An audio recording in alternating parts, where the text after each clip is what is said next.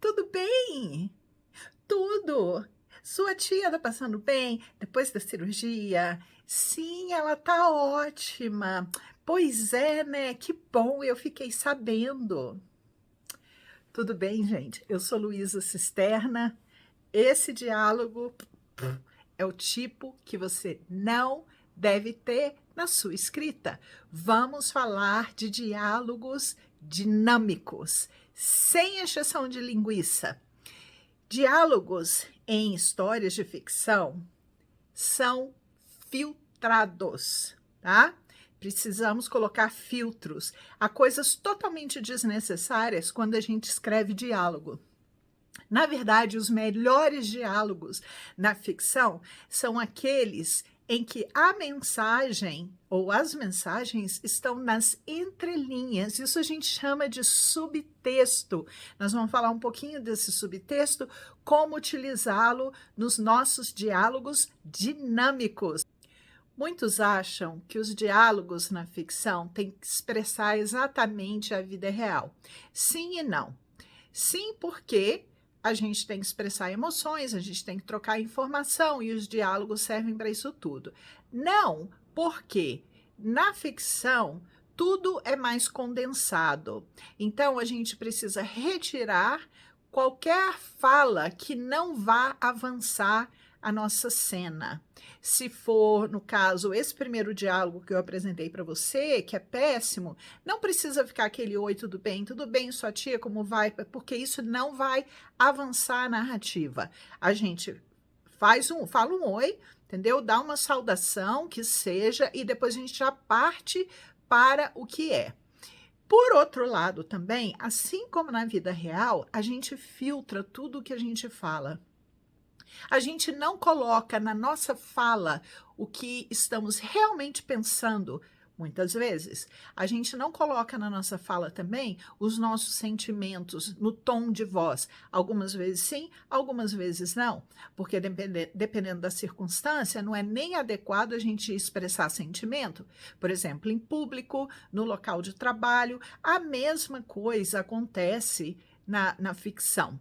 Então, a gente tem que decidir o que os personagens vão falar, de forma que essas falas tenham emoções e pensamentos e ideias nas entrelinhas e que tudo isso avance a nossa narrativa.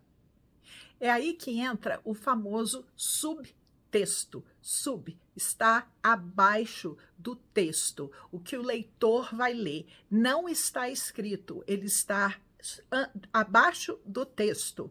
Então, as emoções, as reações dos nossos personagens, a gente precisa mostrar. Esses elementos não estão contidos na fala, como assim, por exemplo, eu estou com muita raiva de você porque você fez isso e aquilo. Não, a pessoa precisa, o personagem precisa demonstrar essa emoção, e é trabalho do escritor mostrar e passar para o leitor essas emoções e essas reações. Outra coisa também em diálogo dinâmico, a gente pode e deve derrapar na gramática.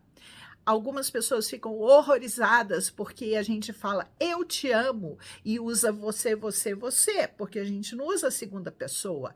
Mas cá para nós, se alguém falar para você amo você ou amo o, fica meio esquisito, né? Não condiz com a nossa fala coloquial. A gente tem, sim, licença de colocar uma fala que seja parecida com a fala natural. Tanto na questão, por exemplo, de regionalismo e gírias, mas aí eu quero deixar para vocês só uma dica. Não carregue muito em regionalismos e nem em gírias. Você tenha um público específico para isso, porque senão você acaba afastando muitas pessoas que não vão entender aquele regionalismo ou vão se irritar com aquelas gírias. Eu, por exemplo, eu não suporto gíria, não tenho problema com regionalismo, gosto muito do Suassuna, mas às vezes eu não entendo também, né? Então fica só uma dica, não é uma regra, é só uma dica dica para você repensar na questão tanto da gramática quanto de regionalismos e também as gírias. Nos nossos diálogos, a gente deve entrelaçar como uma costura as emoções. Então, a gente mostra as emoções dos personagens em vez de carregar a fala com gritaria, com palavras ofensivas ou com emoções extremas. A gente deve, essa é a nossa arte, de fazer esse entrelaçamento. E, por fim, o resumo é o seguinte: enxugue tudo o que não é necessário, entrelace essas emoções e escreva e pratique e reescreva formas de colocar esse subtexto, aquilo que vai abaixo da superfície, abaixo da linguagem, tá bom? Então, nós vamos ficando por aqui. Deixa aqui o seu comentário, ative aqui a sinetinha para você receber mais vídeos como esse, tá bom? Beijos, eu sou Luísa Cisterna, escrever juntos é sempre melhor.